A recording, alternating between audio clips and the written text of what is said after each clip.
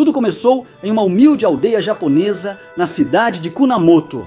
Lá, em 1898, nasceu Naoichi Minami, que com o passar dos anos se tornaria o pai de Alberto Fujimori. 15 anos depois, nesse mesmo lugar, nasceria sua mãe, Mutsui Inomoto. Nenhum dos dois imaginou que, ao se unirem, formariam uma família destinada a mudar o rumo de um país distante e desconhecido. Mutsui era de uma família da antiga classe samurai. O avô dela foi um guerreiro japonês tradicional, com elmo e katana. A disciplina em casa lhe ensinou várias qualidades. Desde criança, ela aprendeu a trabalhar com dedicação e a se adaptar a tempos de escassez, tempos que foram muito mais comuns para seu futuro marido. A família de Naoichi Minami era tão pobre que não podia sustentá-lo. Então, aos 13 anos, ele teve que ser entregue para adoção a parentes distantes que nunca puderam ter filhos. Kintaro Fujimori e Haji o acolheram como filho e lhe deram seu sobrenome. Assim, o jovem Naoichi Minami tornou-se legalmente Naoichi Fujimori.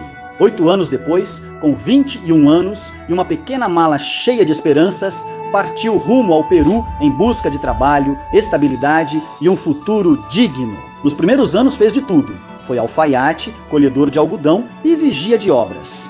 Foi difícil, mas sua vontade de seguir em frente superou os obstáculos. Após muitos anos, em 1934, aos 36 anos, Naoichi sentiu que era hora de formar uma família. Ele viajou de volta ao Japão em busca de uma esposa e lá se casou com Mutsue Inomoto. No final desse mesmo ano, eles voltaram juntos ao Peru, decididos a criar raízes longe de sua terra natal. Logo formaram uma família numerosa com 5 filhos ao todo. O segundo deles, nascido em 28 de julho de 1938, gravaria o sobrenome adotivo de seu pai em várias das páginas mais controversas e inesquecíveis da história do Peru. Seu nome completo seria Alberto Kenya Fujimori Fujimori, pois Mutsui havia adotado o sobrenome do marido ao se casar no Japão. Aqueles primeiros anos como família não foram fáceis para os Fujimori. Naoichi seguia trabalhando como trabalhador rural, colhendo algodão e cana-de-açúcar em uma fazenda nos arredores de Lima. Mas após anos de economia e com o cansaço acumulado de um trabalho duro e mal pago, tomou uma decisão: pedir demissão e abrir um negócio que vinha observando de perto: o recauchutagem de pneus. Vários compatriotas já tinham sucesso nesse ramo, então ele se arriscou. Alugou um apartamento simples em uma vila na Avenida Grau e um terreno para começar uma nova fase com a família. No final de 1939, Naoichi inaugurou a recapadora Grau e começou a respirar uma certa estabilidade. No entanto, a aparente calma foi abalada pelo contexto internacional. Com o início da Segunda Guerra Mundial, a hostilidade contra a comunidade japonesa no Peru aumentou e se agravou drasticamente em 1942, após o ataque surpresa japonês à base naval de Pearl Harbor. No mesmo ano, o governo de Manuel Prado Ugarteche, sob pressão dos Estados Unidos, rompeu relações diplomáticas com o Japão e publicou um decreto que mudaria a vida de milhares de famílias Nikkei. Empresas foram expropriadas, contas bancárias foram congeladas e propriedades foram confiscadas. As reuniões comunitárias foram proibidas, assim como o uso do idioma japonês. Em questão de semanas, centenas de imigrantes foram privados de seus direitos. Muitas famílias optaram por voltar ao Japão, mas os Fujimori decidiram resistir. Fecharam a recapadora, venderam tudo antes que fosse confiscado e com esse dinheiro, Naoichi comprou um caminhão basculante com o qual começou a transportar materiais de construção. Os veículos de carga não estavam proibidos. Além disso, para se proteger dessas novas leis, a família adotou o catolicismo, batizou todos os filhos e escolheu como padrinhos um casal de amigos peruanos, Gerardo e Angélica Penharanda. Dessa forma, estariam amparados sob a modalidade de compadrio. Por conselho de alguns compatriotas, celebraram a cerimônia com uma grande festa em uma casa antiga em Barrios Altos. Teve pisco, cerveja, muita comida e música crioula. As crianças também começaram a aprender espanhol. Até então, em casa só se falava japonês. Isso mudaria por medo da repressão. A tensão política só começou a diminuir em 1945, após o fim da guerra e a eleição de José Luiz Bustamante e Rivero como novo presidente do Peru. Nesse mesmo ano, o pequeno Alberto, a quem seus pais chamavam carinhosamente de Kenchan, deveria começar o ensino fundamental. Mas, nesse momento, todas as escolas japonesas já haviam sido fechadas. Então tiveram que matriculá-lo em uma escola católica peruana. Nossa Senhora da Mercê, localizada no interior da Igreja da Mercê, no centro de Lima. Lá Kenchan conheceu um mundo novo. Pela primeira vez, ele teve colegas peruanos e professores padres que davam as aulas com um estilo severo e violento. Quando uma criança se comportava mal, os castigos não eram verbais. Os padres usavam os cintos de suas batinas como chicotes. A letra entra com sangue, repetiam sem piscar. Essa frase aterrorizava o pequeno Alberto Fujimori, tanto que ele começou a estudar por medo de receber o mesmo castigo que alguns de seus colegas. Ele era uma criança calada, observadora e solitária, sempre tentando passar despercebido em um ambiente estranho que o confundia.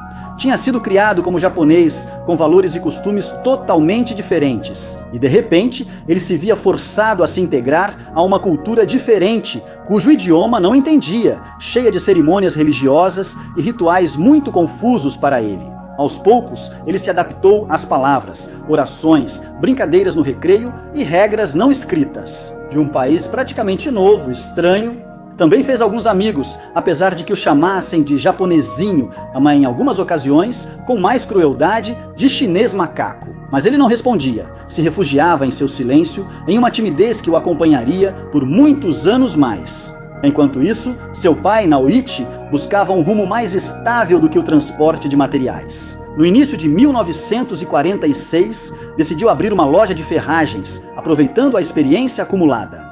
Mas o negócio não saiu como ele esperava. A rotina pesava para ele. A clientela era escassa e o silêncio de um local quase sempre vazio o sufocava. A frustração fez com que, meses depois, ele mudasse de ramo e abrisse uma casa de sucos. Parecia uma ideia promissora, até que ele descobriu que frutas cítricas como laranja e abacaxi causavam uma alergia severa em suas mãos. Ele precisou fechar seu novo negócio novamente.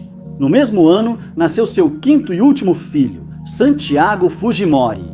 A família havia crescido tanto que o pequeno apartamento já não era suficiente. Então, decidiram se mudar para uma casa maior, com um terreno amplo onde Mutsui pudesse criar todo tipo de animais, especialmente patos e galinhas poedeiras, com a intenção de gerar alguns sóis extras que ajudassem a cobrir as despesas da casa. Mas a pressão econômica só aumentava, a tensão e o estresse começaram a se tornar evidentes. As discussões do casal ficaram frequentes. Mutsui, de personalidade firme, insistia que Naoichi deveria reabrir a recauchutadora. O melhor exemplo estava perto. A família Iguchi, vizinha deles na Avenida Grau, tinha prosperado nesse negócio, mas Naoichi não queria recuar. Preferia buscar novos caminhos.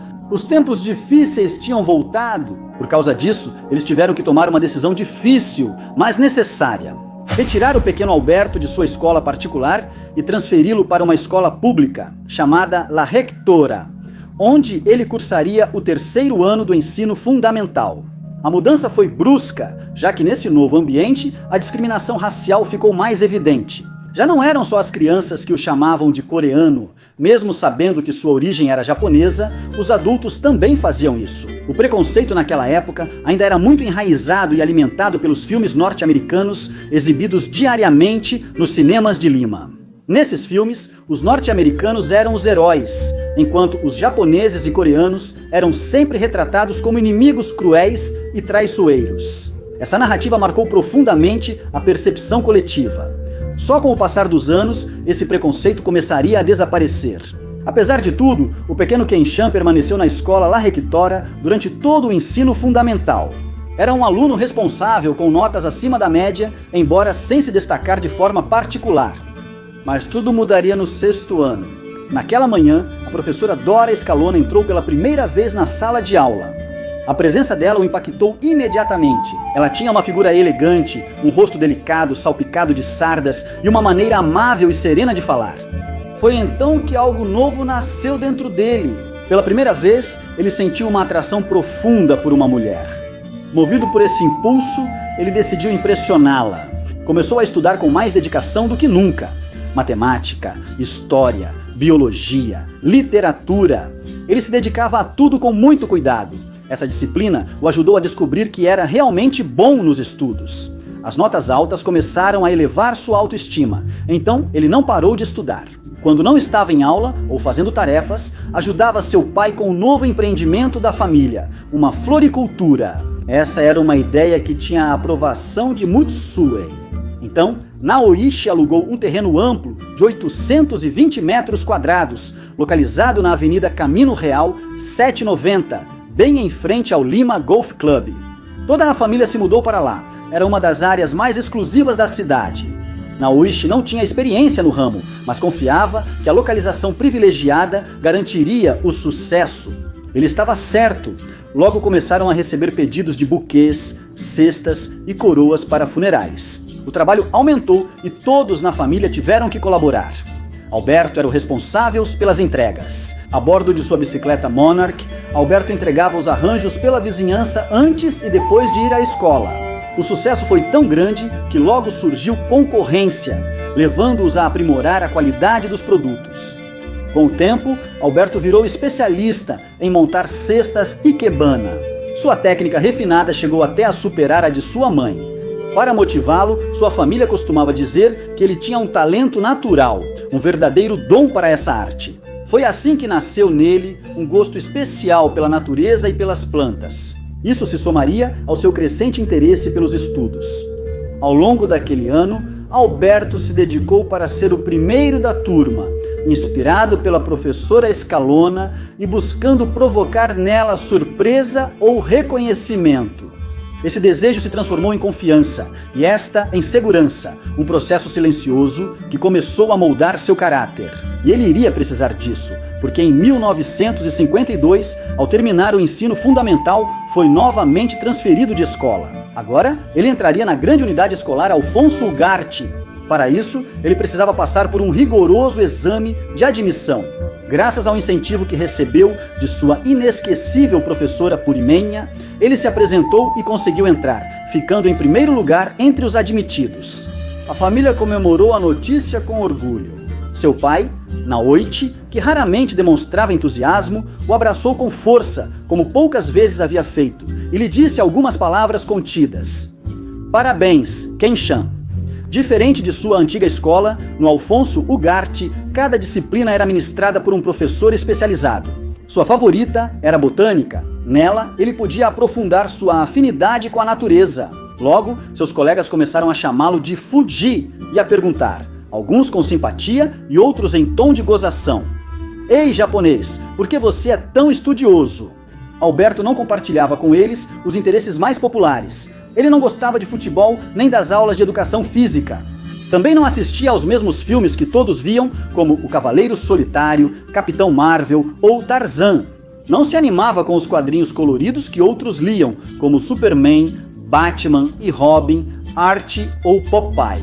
Enquanto os colegas falavam de festas, cinema e esportes. Ele preferia passar as tardes de sábado na Biblioteca Nacional ou na Livraria Studium da Avenida Colmena, folheando romances de ficção científica, especialmente os de Alexandre Dumas. Aos domingos, saía para pescar com o irmão Pedro na praia Água Doce. Nessa época, ele já dominava o castelhano, mas ainda o sentia como uma língua adotada. Não usava palavrões nem expressões vulgares.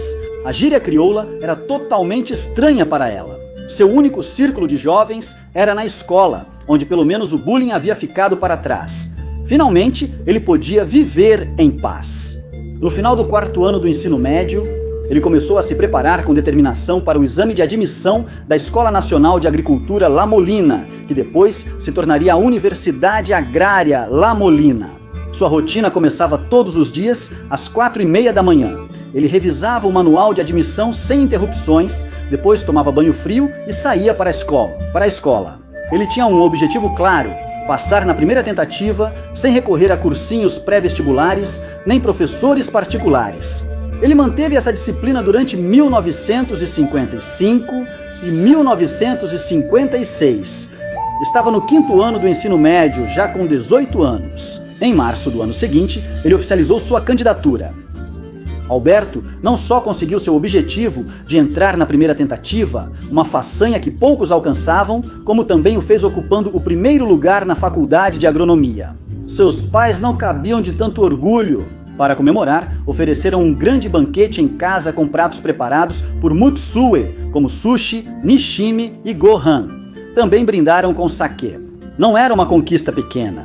Naqueles anos, profissionais com sobrenomes orientais eram muito raros. Raramente via seus pais tão felizes. Além disso, ao se tornar universitário, pôde se beneficiar da dispensa do serviço militar obrigatório, uma possibilidade que o aterrorizava.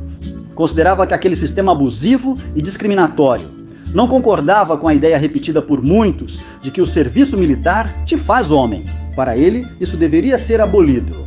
Já dentro da Escola Nacional de Agricultura, algo chamou sua atenção imediatamente. Na sua turma, havia 4 mulheres. Até então, ele acreditava que as faculdades de engenharia eram territórios exclusivamente masculinos. Ao ver colegas se destacando e tirando notas melhores que os homens, ele passou a questionar valores tradicionais da cultura japonesa e, aos poucos, adotou novas ideias.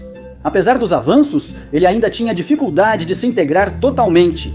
Continuava sendo aquele garoto tímido e discreto, seguro em alguns aspectos e muito inseguro em outros. Confiava em sua mente, em sua disciplina acadêmica, mas achava difícil se relacionar, fazer amizades com colegas ou professores. Com o passar dos semestres, conseguiu se integrar a um grupo de colegas de origem camponesa. Sentia-se muito mais à vontade entre eles do que nos círculos de classe média ou alta.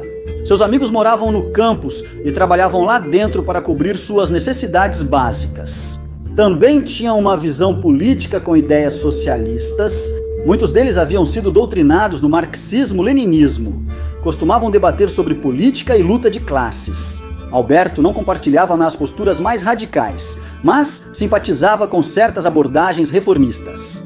Ele admirava o líder soviético Nikita Khrushchev, sucessor de Stalin, que defendia um comunismo menos repressivo e mais aberto a mudanças. Tudo parecia correr em ordem em sua vida acadêmica. Em 1959, ele completou 21 anos, atingindo a maioridade. Porém, no ano seguinte, em 1960, uma grande tragédia abalou a família.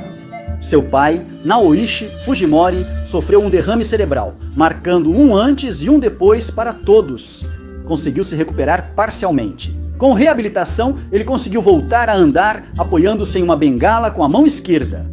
No entanto, sua perna e braço direitos ficaram dormentes. Com o tempo, ele recuperou a fala, ainda com dificuldade, mas nunca foi como antes. O impacto emocional foi intenso para todos. Alberto Fujimori, comovido pela situação, decidiu terminar a universidade o mais rápido possível e começou a trabalhar durante as férias para poder ajudar em casa. Ao terminar o 4º ano de estudos, conseguiu seu primeiro emprego como técnico de campo, numa fazenda de algodão chamada Caribenha, a cerca de 40 quilômetros de Lima. O local lembrava muito as fazendas onde seu pai trabalhou anos antes. Mas sua função não seria a colheita, e sim o controle de pragas.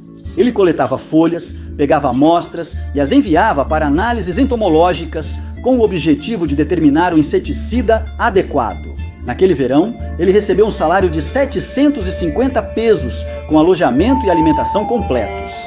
Nesse mesmo ano, a Escola Nacional de Agricultura foi oficialmente elevada ao nível universitário, adotando o nome de Universidade Nacional Agrária La Molina. E no ano seguinte, em 1961, Alberto Fujimori concluiu o curso, formando-se como o primeiro colocado de sua turma. Foi outro momento de alegria para a família, até mesmo para Naoichi, já debilitado, mas ainda consciente da importância da conquista de seu filho. No entanto, a tranquilidade não duraria muito. Um problema que vinham carregando há anos acabou explodindo. Tudo começou quando a proprietária do imóvel na Avenida El Golf, onde funcionava a floricultura Fujimori, exigiu a devolução do local. Naoichi, lúcido na época, recusou. Com a ajuda de um amigo advogado, também de origem japonesa, ele entrou com recursos judiciais que conseguiram adiar o processo de devolução por vários anos. Mas o prazo legal se esgotou. E em 1960 e um pouco depois da formatura de Alberto, chegou a ordem judicial definitiva. Eles seriam despejados. A execução foi imediata e não houve tempo para lamentações. Eles tiveram que mover móveis, ferramentas e pertences com urgência. Alberto, recém-formado e sem emprego fixo, se dedicou integralmente a ajudar na mudança e realocação do negócio da família. San Isidro havia se tornado inviável. Os preços estavam altos demais e já não existiam terrenos com as condições necessárias. Eles decidiram se mudar para Santa Marta, na altura do quilômetro 15 da estrada central, ao lado da linha do trem. Era um bairro semi-rústico, tinha energia elétrica, mas não tinha água potável nem esgoto. Lá, Alberto assumiu a responsabilidade de dirigir a construção de uma nova infraestrutura, levantando galpões espaçosos, com tetos altos e cobertos com telas de arame galvanizado, destinados a abrigar o novo investimento da família: a criação de galinhas poedeiras. Mutsui já havia se aventurado nesse ramo em pequena escala, mas desta vez, com o conhecimento do seu filho em zootecnia, decidiram profissionalizar a operação, marcando o início de uma nova etapa para os Fujimori. Aos poucos, o negócio começou a se tornar lucrativo. Mutsui assumiu a liderança com firmeza, apoiada por todos os seus filhos. Com o tempo, as atividades do criadouro se estabilizaram, permitindo que Alberto tivesse algumas horas livres por dia. Então ele decidiu dedicar esse tempo a uma de suas paixões. Ele se matriculou em um curso especial de cálculo diferencial e integral, ministrado na universidade. Eram 2 horas diárias, sob responsabilidade do engenheiro Jorge Luiz Krumjack, que ele conhecia desde o 2º ano do curso. No começo, muitos se inscreveram, mas em poucas semanas a maioria desistiu do curso. Restaram apenas Alberto e alguns colegas. As aulas então se transformaram em sessões quase personalizadas. O bom desempenho de Fujimori fez com que seu professor lhe propusesse assumir a chefia de prática de seus cursos de matemática. Era uma vaga em tempo integral, com um salário mensal de 750 soles, o mesmo que ele havia recebido em seus dias como técnico de campo na fazenda caribenha. Sem hesitar, ele aceitou e aos quase 24 anos começou sua carreira como trabalhador da Universidade Nacional Agrária, La Molina. Estando lá, ele soube de algo que o animou ainda mais. Por ter ocupado o primeiro lugar em sua turma, ele estava automaticamente qualificado para uma bolsa de estudos na França. Ninguém havia lhe contado isso antes. No dia seguinte, ele se apresentou na embaixada francesa e iniciou o processo para uma bolsa na especialidade de matemática. A ideia de estudar na Europa o encantava, então ele começou a estudar francês enquanto o processo avançava. Sua rotina como chefe de prática ia das 8 da manhã às 4 da tarde. Depois, ajudava no criadouro e à noite ia para o francês. Meses se passaram assim. Em 28 de julho de 1963, ele fez 25 anos. No mesmo dia, ele viu na televisão Fernando Belaúnde Terry assumir a presidência do Peru pela primeira vez após a acirrada disputa com Victor Raul Aya de la Torre. Fujimori, naquele momento, não estava nem remotamente interessado em política, mas gostava de se manter informado.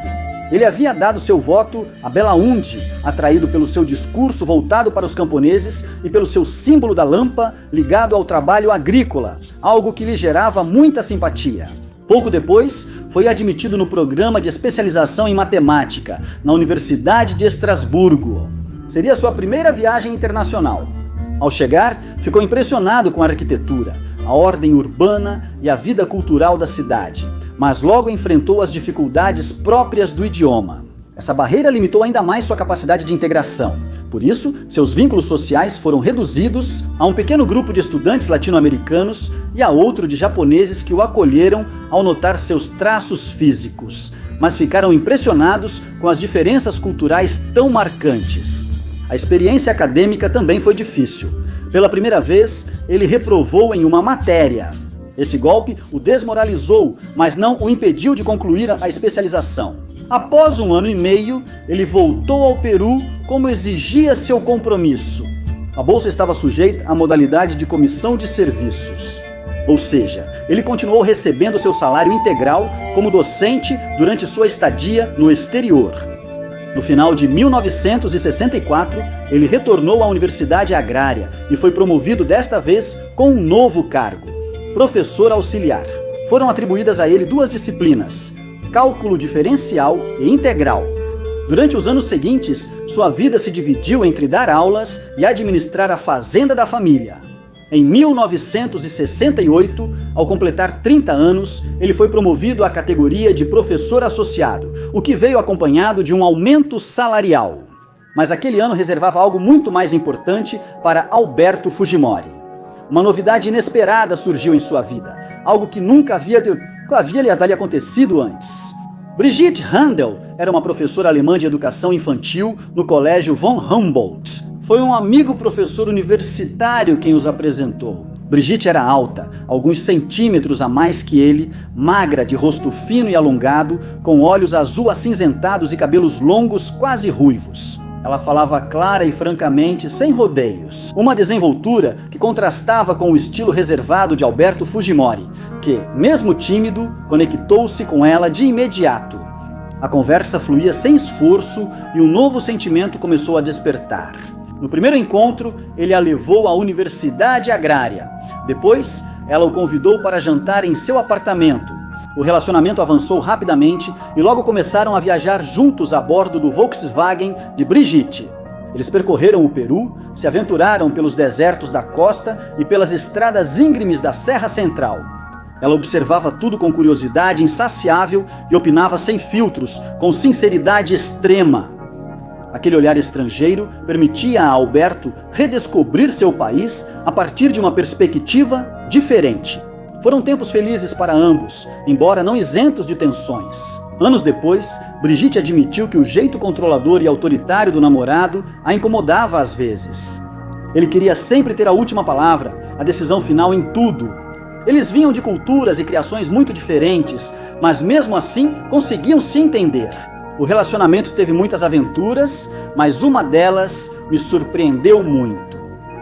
É uma história estranha, insólita e perturbadora, na qual se destacam palavras como golpe, feitiçaria, alucinações e até esquizofrenia. Um episódio inédito, pouco conhecido, narrado em uma das biografias de Alberto Fujimori, mas jamais contado no YouTube nem na televisão. Este episódio já está disponível, exclusivo para os membros premium deste canal, que tornam possível cada nova história. Te convido a se juntar, agora já são 5 vídeos nesta sessão. Cada um traz uma história inédita e outras virão. Se estiver gostando do relato, inscreva-se e deixe um like.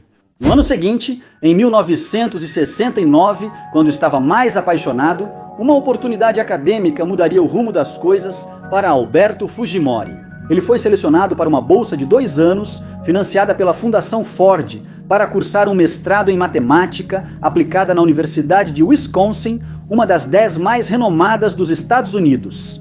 Já se haviam passado 6 anos desde sua especialização na França, e essa nova experiência representava um salto decisivo em sua carreira acadêmica. Brigitte, no fundo, ficou feliz e, com sua mãe, o levou ao aeroporto. Desejou-lhe sucesso no mestrado, beijou-o e o viu passar pela porta de embarque. Fujimori saiu com sentimentos mistos. Ao se instalar em Wisconsin, começou com disciplina seu programa de estudos, mas, assim como em Estrasburgo, teve muita dificuldade em criar laços fortes com seus colegas. Nas primeiras férias, decidiu ir a Munique. Brigitte voltara à sua cidade natal e Alberto quis surpreendê-la. Apareceu sem avisar na casa dos pais dela, mas foi apenas sua sogra quem o recebeu. Surpresa e um pouco nervosa, ela disse que Brigitte não morava mais ali. Intrigado, Fujimori foi à nova casa dela, que era grande e elegante. Ao encontrá-la, não escondeu o desconcerto. "Como você está morando aqui? Você está morando com alguém?" ele perguntou. Ela baixou os olhos e, constrangida, contou a verdade a ele. Quando ele foi embora, nunca falou com ela sobre casamento, nem sobre um futuro juntos.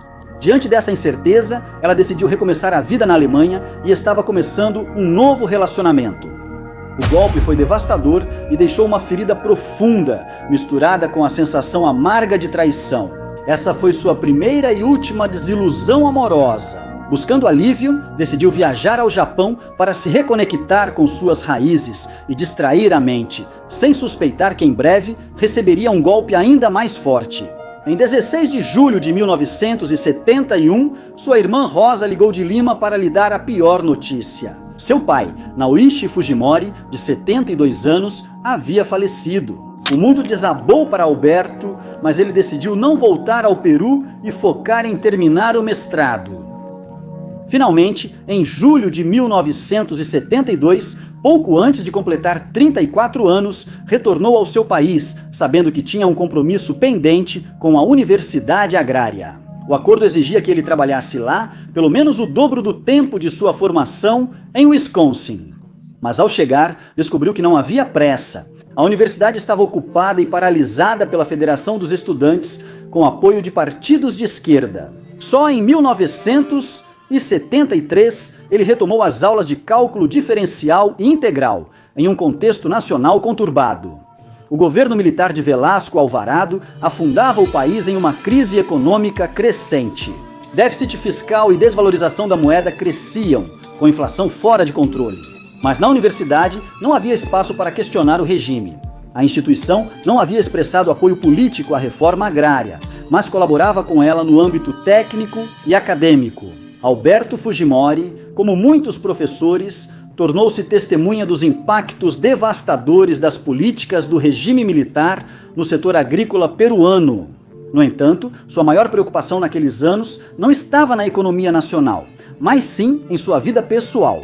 Todos os seus irmãos, até mesmo os mais novos, já haviam formado uma família, enquanto ele permanecia solteiro. E embora diante dos auditórios universitários se mostrasse como um professor seguro e desenvolto, no âmbito privado continuava sendo o rapaz tímido de sempre. Nas reuniões da comunidade Nikkei, ele mal se animava a observar as moças de longe, sem ousar dar um passo adiante. Até que um dia, tudo mudou de maneira inesperada. Um velho amigo de seu pai chegou para visitar a casa da família.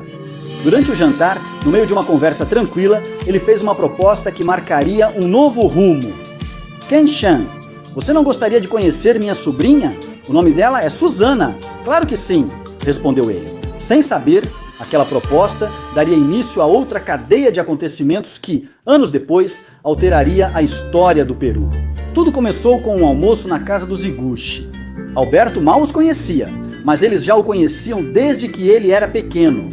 Koshiro Iguchi tinha sido vizinho dos Fujimori na Avenida Grau. A sua recapadora ficava bem em frente à de Naoichi, mas ao contrário dele, Koshiro continuou no negócio e o fez crescer até se tornar uma das recapadoras mais importantes do país. Isso lhe permitiu comprar um terreno maior na Estrada Central, onde construiu um local moderno e, ao lado, uma elegante residência para viver com a esposa e 3 filhos. A mais nova era Susana. Alberto a via pela primeira vez. Trocaram poucas palavras. Fujimori falou sobre seu trabalho como professor em La Molina, enquanto Susana, 12 anos mais nova, comentava que estava terminando o curso de Engenharia Civil na Universidade Nacional de Engenharia. Antes de se despedirem, trocaram números e 3 dias depois, Alberto ligou para ela. Passearam por Miraflores no primeiro encontro e desde então começaram a se ver 3 vezes por semana. O vínculo se fortaleceu rapidamente. Em 6 meses já falavam sobre casamento. Os pais de Susana não concordaram com esse relacionamento no início. Eles se preocupavam com a situação financeira modesta dos Fujimori, mas não conseguiram impedir. Alberto pediu Susana em casamento e marcaram a data. Casaram-se em 25 de julho de 1974. Primeiro na prefeitura de Surco e depois na paróquia São Pedro de Lima, com cerca de 80 convidados. No dia seguinte foram em lua de mel. A viagem começou em Santiago do Chile, continuou em Buenos Aires, passou por Assunção e terminou no Rio de Janeiro. De volta a Lima, Fujimori retomou sua rotina e dedicou tempo para ajudar sua esposa na conclusão de sua tese. Após ela se formar engenheira, decidiram focar em ampliar a família. Fujimori sonhava que seu primogênito seria um menino. Ele estava convencido disso. Naquela época, não havia como saber o sexo antes, só restava esperar o nascimento. Quando chegou esse momento, Celsa, irmã mais velha de Susana, deu a notícia a ele. Você se enganou, é uma linda bebê, bem japonesinha, disse ela. Alberto ficou atordoado, surpreso e decepcionado. Naquele 25 de maio de 1975, conheceu a primeira de seus 4 filhos. seu nome seria Keiko Sofia Fujimori Iguchi. Todos a receberam com carinho e ela logo se tornou a luz da família. Então, sua expectativa se desfez completamente. O país passava por momentos difíceis naqueles meses. O golpe de Estado de Morales Bermúdez contra Velasco Alvarado abriu um novo capítulo na ditadura militar. E em 1976, a situação ficou crítica. Uma traumática desvalorização da moeda abalou a economia. O dólar, que até então custava 45 sóis, de uma hora para outra passou a 65. Durante essa instabilidade, Alberto e Suzana souberam que teriam um outro bebê. No dia 8 de dezembro daquele ano nasceu Hiroyuki Alberto Fujimori Gucci, o filho homem que tanto havia esperado. O ano de 1977 trouxe novas surpresas, desta vez no âmbito acadêmico. A Universidade Agrária abriu eleições para reitor e vice-reitor. Colegas, professores e estudantes passaram a incentivar Fujimori a se candidatar. Havia nele algo diferente que todos percebiam, uma seriedade sem pretensões, uma sobriedade que gerava confiança. Alberto, lisonjeado, aceitou concorrer ao cargo de vice-reitor.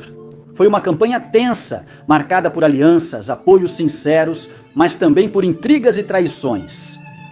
Finalmente, ele não conseguiu se impor. A derrota deixou um gosto amargo, então ele decidiu mudar de objetivos. Numa noite, enquanto jantavam, ele disse à esposa: Suzy, com seu diploma de engenheira civil, poderíamos abrir uma construtora. A ideia não era absurda. O sogro deles havia dado um adiantamento de herança nada desprezível. $100 mil americanos em dinheiro e 2 casas localizadas no distrito de La Victoria. Com essa base, começaram a comprar terrenos e construir pequenos apartamentos. Alberto supervisionava as obras, enquanto Suzana cuidava dos trâmites municipais e das licenças necessárias. O modelo foi replicado várias e várias vezes e a empresa foi crescendo. Assim, chegou 1979, um ano de transição para o Peru, com nova constituição em andamento e crise econômica cada vez mais evidente. Mas aquelas oscilações políticas mal chamavam a atenção de Fujimori. Ele estava imerso em seu mundo empresarial, construindo chalés sem acabamento, agora de 2 em 2, prontos para serem vendidos rapidamente. Sua rotatividade era alta, mas sua margem não era tanto, então ele decidiu alterar os preços de venda e assim pagar menos impostos. Uma jogada que, sem suspeitar, lhe traria sérias complicações anos depois, mas ele seria resgatado por Vladimiro Montesinos. Se quiser saber mais, assista a este vídeo sobre a ascensão de ambos ao poder. Em 1949, nasceu sua terceira filha, Sachi Marcela. Em outubro do mesmo ano, Suzana engravidou novamente. Assim, no dia 19 de maio de 1980, apenas um dia depois das eleições gerais, que devolveram a democracia ao país, nasceu seu quarto e último filho, Kenji Gerardo. Com 4 pequenos em casa, a vida virou um turbilhão. Por isso, contrataram 2 babás em tempo integral. E logo, as crianças foram matriculadas no colégio La Recoleta, um dos mais exclusivos de Lima. As despesas cresciam de forma exponencial e a pressão para manter esse ritmo de vida obrigava Alberto a se desdobrar entre a construtora e a universidade. Ele não pretendia deixar esse último emprego. Lá, ele já tinha conquistado prestígio. Professores e alunos o respeitavam e o incentivavam a buscar cargos importantes. Seu estilo era particular. Não falava muito, mas transmitia seriedade, firmeza e uma aura de honestidade que inspirava confiança. Ele tinha esse dom, parecia seguro de si mesmo, embora por dentro as dúvidas o acompanhassem em silêncio. Com apoio, candidatou-se ao decanato da Faculdade de Ciências. A disputa foi acirrada, mas venceu. Essa vitória, no entanto, despertou seus primeiros opositores, que foram até a Comissão de Educação do Congresso para tentar vetá-lo. Alegou que, sem título de doutor, não poderia ser decano. Mas a Universidade Agrária ela vivia uma pequena revolução. Buscava romper com a tradição de entregar os decanatos e o reitorado apenas aos fazendeiros abastados, representantes da elite de Lima. Sem querer, Fujimori se tornou o símbolo dessa renovação. Era o chinês trabalhador que simpatizava com muitos, o professor austero que havia conquistado o respeito nas salas de aula. Desde o decanato, essas vozes logo o impulsionaram a um desafio maior: o reitorado. Fujimori hesitou, mas no fundo sempre desejou isso. Sua candidatura gerou uma nova onda de oposição. Seus inimigos exigiam respeito à lei universitária. Alberto não era doutor e, portanto, não cumpria os requisitos formais para o cargo, mas sua equipe encontrou um argumento sólido e direto. No Peru não havia doutorado em matemática, sua área. Essa foi a base legal que o habilitou a se candidatar. Aquela pequena vitória contra seus opositores consolidou ainda mais sua imagem de estrategista. O dia decisivo chegou. Os 38 membros da Assembleia Universitária votaram e, com 23 a favor, Alberto Fujimori foi eleito reitor da Universidade Nacional Agrária La Molina. Ele tinha 46 anos quando alcançou o cargo máximo dentro da instituição, um posto que ocuparia entre 1984 e 1989. Ao vencer, foi impossível para ele não se lembrar daquela vez em que sua esposa contratou uma vidente curandeira chamada Berta. Ela havia feito 3 anos antes uma previsão impensável naquele momento, mas que hoje se tornava realidade. "O senhor vai ocupar a cadeira principal da instituição onde trabalha", foram as palavras dela. Fujimori não as havia esquecido. A partir daí, sua confiança nela foi cega. Berta lhe dava segurança e motivação, algo que ele precisaria, porque seu reitorado coincidiu com um cenário complexo: longas greves de professores, reivindicações de trabalhadores, deficiências na infraestrutura e nos serviços básicos. Ao contrário de seus antecessores, ele começou a se ocupar desses problemas e a cultivar um estilo totalmente diferente: próximo, direto e populista. Ele esteve com os estudantes, com os trabalhadores das fazendas e com as áreas de manutenção, muito mais do que com as grandes autoridades. Sua imagem de gestor humilde e eficiente ganhou força na comunidade universitária. E pouco a pouco foi forjando uma liderança inesperada. Enquanto isso, o país atravessava anos cada vez mais sombrios. O terrorismo crescia e a economia afundava em uma espiral de inflação e pobreza. Antes de Fernando Belaúnde concluir o mandato, Fujimori foi a um almoço no Palácio do Governo e saiu muito decepcionado. Ele encontrou ser um presidente superficial, sem visão nem intenção de frear os problemas urgentes.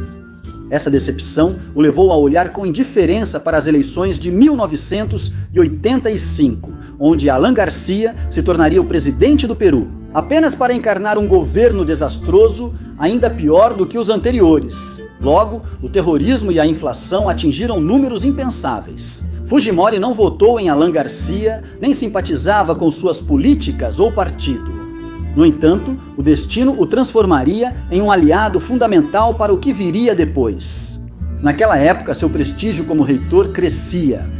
Recebeu reconhecimentos e doutorados honoris causa da Universidade Gembloux, na Bélgica, e da Universidade San Martín de Porres, do Peru. Seu cargo também o tornou membro ativo da Assembleia Nacional de Reitores, um órgão que reunia as maiores autoridades universitárias do país. 20 membros vinham dos centros estaduais e 8 dos particulares. Lá, com 28 reitores ao todo, foi eleito primeiro vice-presidente e depois, em 1987, presidente da Assembleia de Reitores. Sua liderança encontrou apoio principalmente entre as universidades públicas. Fujimori não tinha talento natural para relações pessoais, mas possuía algo mais poderoso, aquele dom que o havia transformado involuntariamente em um líder nato. Até Alan Garcia percebia isso. Por isso, em outubro daquele ano, lhe ofereceu o Ministério da Agricultura, oferta que Fujimori recusou. Ele não queria se envolver em um governo que já dava sinais de um desfecho catastrófico. Garcia tinha acabado de estatizar os bancos. No entanto, ele aceitou a segunda de suas ofertas: apresentar debates sobre temas agrícolas no canal do Estado. O programa se chamou Consertando e contou com a participação de especialistas de outros setores. Apesar de sua timidez e nenhuma experiência na televisão, Fujimori aceitou a proposta com entusiasmo. O programa não foi um sucesso em termos de audiência, mas lhe deu uma projeção midiática fundamental e o aproximou dos círculos políticos. Certa tarde, Berta, a vidente que ele e a esposa consultavam e que previra anos antes seu cargo de reitor em La Molina, apareceu em sua porta, agora para fazer uma revelação ainda mais surpreendente. Engenheiro, em breve o senhor será o líder do país. Fujimori a olhou confuso. As aspirações políticas já rondavam em sua mente, mas ele nunca pensou que pudessem chegar tão longe. Ser presidente? Até então, ele só havia se projetado como possível vereador de Lima. Inclusive tentou se juntar à lista municipal de Ricardo Belmonte, mas foi rejeitado. Aquele novo anúncio de Berta o abalou e pouco a pouco o que parecia um pensamento absurdo começou a crescer dentro dele até se tornar uma obsessão silenciosa. Numa noite, durante o jantar em família, ele decidiu romper o silêncio com sua esposa e filhos. Pensei em lançar minha candidatura à presidência da República. O que vocês acham? A sala de jantar explodiu em gritos de entusiasmo. Keiko, Hiro, Sachi e Kenji comemoraram emocionados a ideia do pai. Susana Higuchi, por outro lado, permaneceu em silêncio. Ela não demonstrou aprovação nem rejeição. O relacionamento entre os dois já passava por um desgaste evidente. Na manhã seguinte, Fujimori reuniu seus principais colaboradores no gabinete reitoral e revelou seu plano. Mas com que grupo você vai se candidatar? Perguntaram a ele. Fujimori respondeu com calma o que já vinha calculando há meses: formar um novo partido político. Ele não mencionou ter intenções reais de vencer. Ele sabia que todos pensariam imediatamente que era um absurdo. No fundo, ele também pensava assim. Principalmente porque Mário Vargas Llosa liderava todas as pesquisas com mais de 50% de intenção de voto. Parecia prestes a vencer já no primeiro turno. Seu objetivo não era a presidência, mas sim uma vaga no Senado. Muitos, porém, viam seu projeto como um delírio. O boato se espalhou rapidamente entre colegas e estudantes. O chinês ficou louco, está cego. O que será que ele pensou? O ego dele subiu demais. Nem sequer vai chegar a senador. Fujimori soube desses comentários nos corredores, mas não vacilou. Decidido a seguir, reuniu seus seguidores mais fiéis e no final de 1988 iniciou a formação do partido, que o Peru conheceria como Mudança 90. E aproveitou sua posição como presidente da Assembleia Nacional de Reitores para sondar apoios, mas encontrou ceticismo e desinteresse na maioria. Sua sorte foi diferente ao se aproximar da comunidade cristã evangélica, que lhe deu um apoio inicial. Esse apoio seria fundamental, já que fazer parte de um partido do zero não era tarefa fácil. A lei exigia que ele reunisse pelo menos 100 mil assinaturas. O entusiasmo dos jovens cristãos foi essencial. Eles sugeriram ir às ruas coletar. Com o tempo, mais voluntários se juntaram. Fujimori mandou confeccionar uma centena de camisetas com o logo da Mudança 90 e estabeleceu como base uma pequena casa de um andar localizada em Salamanca. Desde então, os voluntários se organizaram e se espalharam diariamente para abordar milhares de transeuntes. Cada assinatura era valiosa, foi um trabalho exaustivo, mas deu frutos. Conseguiram reunir 207 mil assinaturas. Mais de 80 mil acabaram invalidadas, mas mesmo assim tinham o necessário. Em dezembro de 1989, a OMP confirmou oficialmente o registro do Mudança 90. Contra todas as previsões, eles conseguiram. Era o momento de montar a chapa presidencial e começar a campanha. Fujimori considerava como possíveis vices a arquiteta Elza Galarreta, a comerciante Edith Fernandes e Justo Orellana, o presidente da Associação de Pequenos e Médios Empresários Industriais do Peru. No entanto, todos recusaram. A razão era evidente: Câmbio 90 era um partido novo, sem peso político nem futuro visível. O único que acabou aceitando, após muita insistência, foi o empresário Máximo San Román. Ainda faltava completar as listas para a Câmara dos Deputados e Senado com 40 nomes. Fujimori tentou convencer professores de La Molina, mas quase todos recusaram por não verem perspectivas no projeto. Finalmente, muitas vagas foram ocupadas por pastores evangélicos e outros indicados de seu círculo próximo. E faltando 3 dias para o encerramento das inscrições, ainda restavam 6 vagas que acabaram sendo preenchidas com o que havia disponível. Esposas de amigos, uma vidente e até um campeão de triatlo, entre outros nomes que Fujimori mal conhecia. O panorama econômico também não o favorecia. O orçamento para a campanha já havia sido ultrapassado. Fujimori estava apostando tudo pelo seu sonho, pela ilusão de conseguir pelo menos uma cadeira no Senado. Mesmo assim, ele não parava de pensar em Berta. Aquela profecia o mantinha de pé, o impulsionava a acreditar, mesmo quando tudo parecia ser uma subida íngreme. Os nomes de Mário Vargas Llosa, Luiz Alba Castro, Henry Pis e Afonso Barrantes dominavam em todo o país, enquanto o dele não aparecia.